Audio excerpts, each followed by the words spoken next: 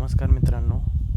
आज आपण मुंबईच्या फुटपाथवरनं चाललो आहे. आता रस्त्यावरनं चालताना बऱ्याच वेळेला तुम्हाला असं होतं की मागून इकडून तिकडून गाड्या येतात आणि त्याच्यामुळे रस्त्याने चालता येत नाही आणि त्याच्यामुळं फुटपाथ अशा वेळी बरे पडतात.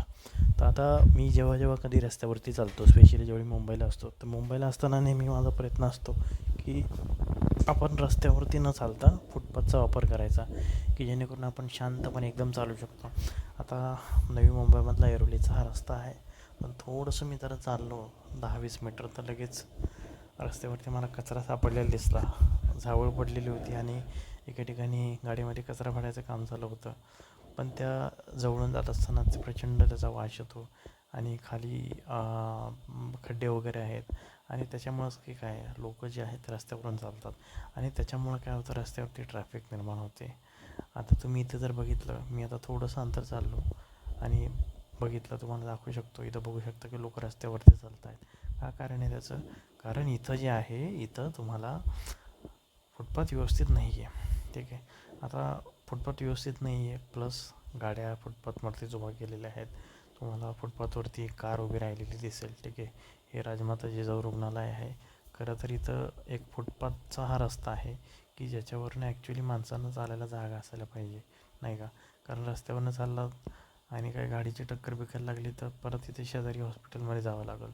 तर त्याच्यापेक्षा बेस्ट काय आहे की फुटपाथवरती गाड्या लागायला नको. आता तुम्ही बघा, रिक्षा वगैरे इथं जवळपास लागलेल्या आहे.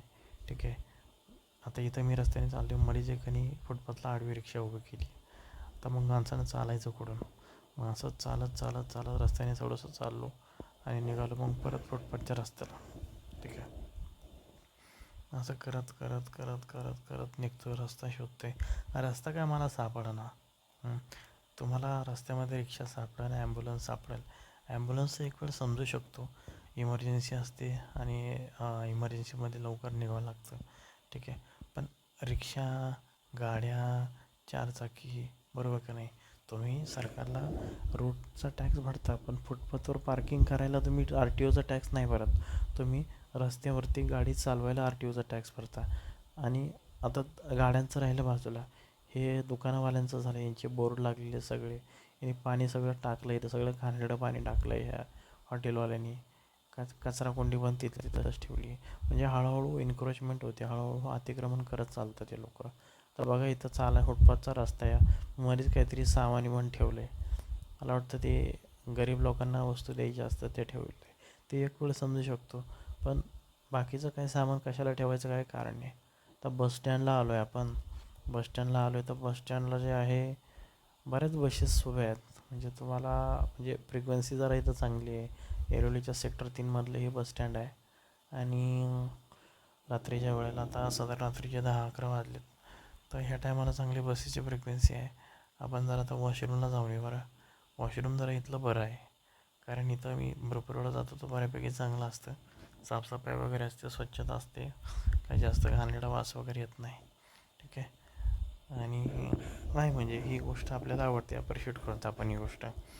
आता थोडंसं असंच आपण आता थोडंसं बस बघत बसलो. लोक येत आहेत, उतरत आहेत, चढत आहेत, उतरत आहेत, चढत आहेत, उतरत आहेत.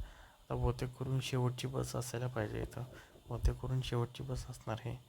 तर हे काम मुंबईमध्ये मात्र भारी, की बस जी आहे, बस कुठं जाणार हे तर लिहिलेलंच असतं, पण बसला एक नंबर देखील असतो.